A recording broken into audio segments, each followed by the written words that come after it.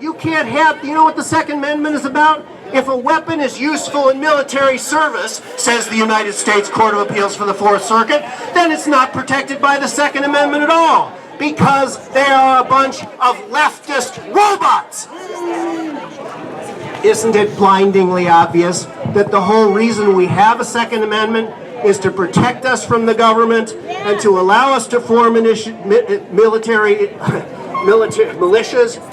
If a weapon's not good for military service, that's the whole point. That's the kind of weapons you need. And we have got to help President Trump appoint federal judges all over this land who will begin to outnumber these leftist zombies.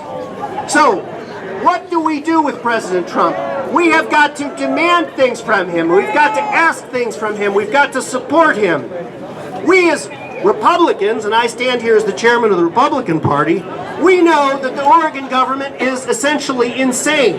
We know that we don't need to blow up a bridge on the I-5 and build another one with the same number of lanes. We know that streetcars are a stupid means of making Democratic contributors rich, building idiotic technology from the 1890s. We need to start everywhere we are telling people what the future can be like if we have a free country. I mean, any issue, there's an obvious solution that's exactly the opposite of the Democrats, right down to public transportation.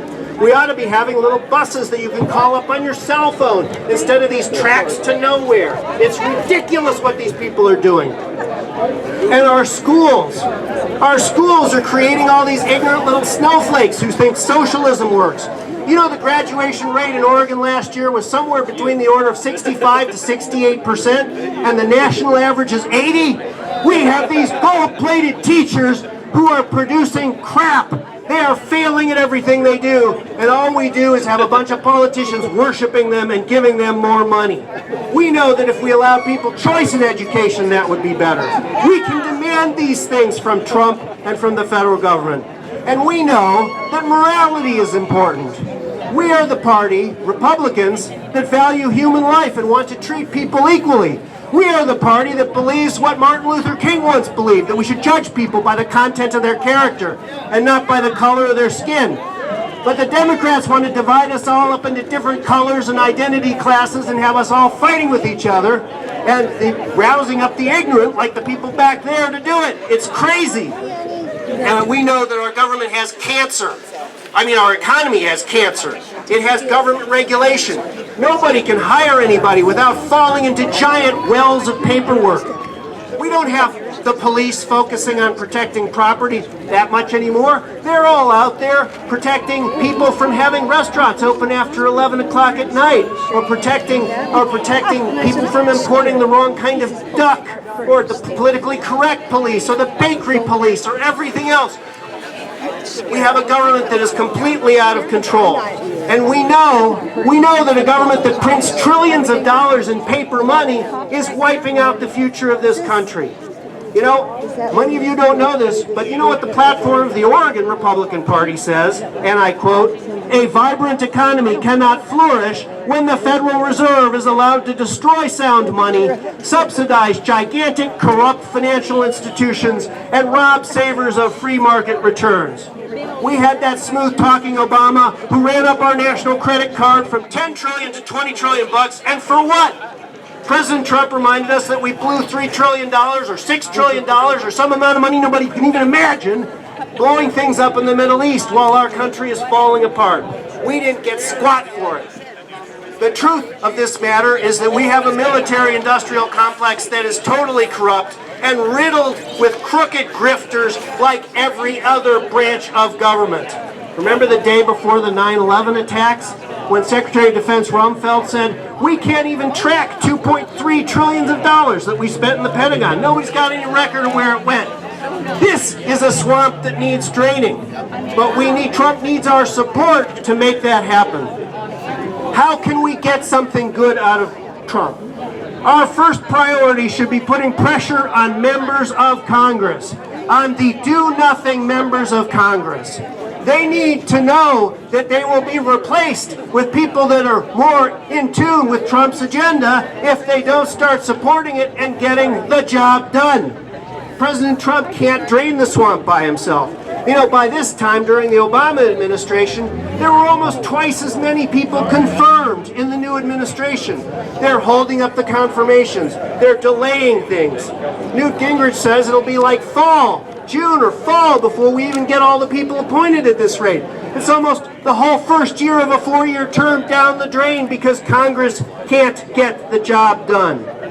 A lot of you spend time writing to the media or fighting with the media. I suggest you ignore the media. I suggest that your higher priority is telling these Republicans in Congress that they need to get off their dead butts and get the job done. You know, I'm going to let you in on a little secret. Most people in Congress don't give a rip about you.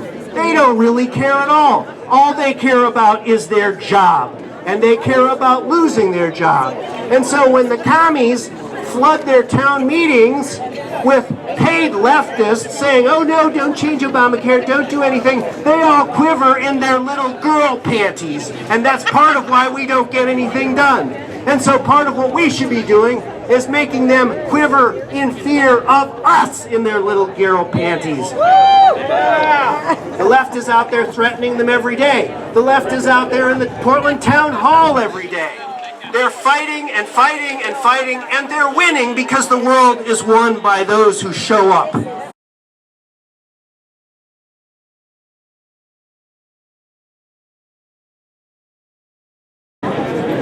And we have to put pressure on President Trump, too, when he gets things wrong. If he makes mistakes, we've got to tell him. Right now, he's not appointing some people fast enough. Remember that Multnomah County judge I told you about who let the illegal alien out the back door?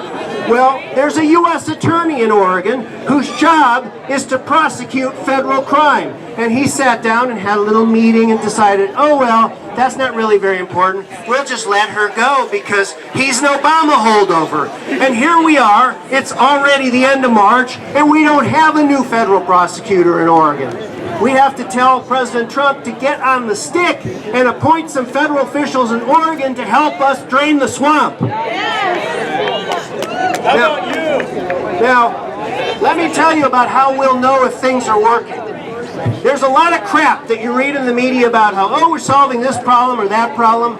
There's only one metric that really matters in government reform, and that's how many politicians and bureaucrats go to jail.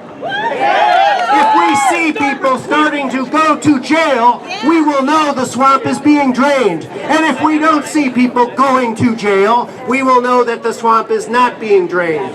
And so that is part of what we must demand from President Trump. We must demand that President Trump and his Attorney General and his U.S. attorneys get out there. I mean, for God's sakes, this state ought to be a target-rich environment for federal prosecutors. Can anybody really spend $200 million building a bridge and then somehow fail to never really get anything done at all without some sort of crime being committed? Can anybody spend $300 million on a website and somehow it just never works at all without some kind of crime being committed? Oregon's politics stink of corruption at every level. But they're not going to get fixed until we get federal prosecutors in here working hard. And President Trump doesn't know any of this stuff.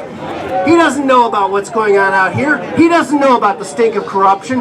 You guys need to write to him and tell him because, you know, it's the squeaky wheel that gets the grease, and we need to start squeaking. We can't be a silent majority. We have to start putting the pressure on our Congress and on Trump to fix this stuff.